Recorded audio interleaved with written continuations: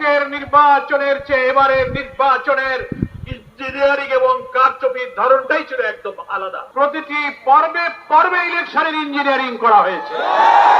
সারা দেশ থেকে একের পর এক 9:30 10টা পর্যন্ত বিভিন্ন আসনে বিপুল বিজয়ের খবর যখন আসতে থাকলো, মানুষ জন আকাঙ্ক্ষা হিসেবে সংখ্যাগরিষ্ঠ আসনে 11 দলীয় ঐক্য জামাত ইসলামী বিজয়ী হয়ে সরকার গঠনের মতো সংখ্যাগরিষ্ঠতা ইনশাআল্লাহ লাভ করবে।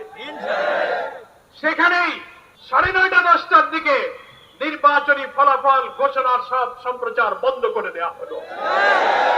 দীর্ঘ সময় বন্ধ করে দিয়ে এর মাঝখানে কি ইঞ্জিনিয়ারিং, কি রহস্য তৈরি করা হয়েছে, আর জামাত ইসলামী 11 দলীয় ঐক্যের বিজয়ের খবর আর আসে না। জাতীয় নির্বাচনও ঠেকাতে পারেন নাই। দেশবাসী কোটি কোটি ভোট দিয়ে প্রমাণ করেছে আপনাদের সব অপপ্রচার হচ্ছে মিথ্যা, গুজব, রাজনৈতিক উদ্দেশ্য প্রণোদিত। দেশে নির্বাচনে এই ইঞ্জিনিয়ারিং এর সাথে আর যারা জড়িত ছিল, সাহস থাকলে নাম প্রকাশ করুন। বিচার বিভাগের সাথে যারা আছেন, আমি জামাত ইসলামের পক্ষ থেকে তাদের কাছে দৃষ্টি আকর্ষণ করব, একটা জুডিশিয়াল ইনকোয়ারির ব্যাপারে আপনারা পদক্ষেপ গ্রহণ করুন।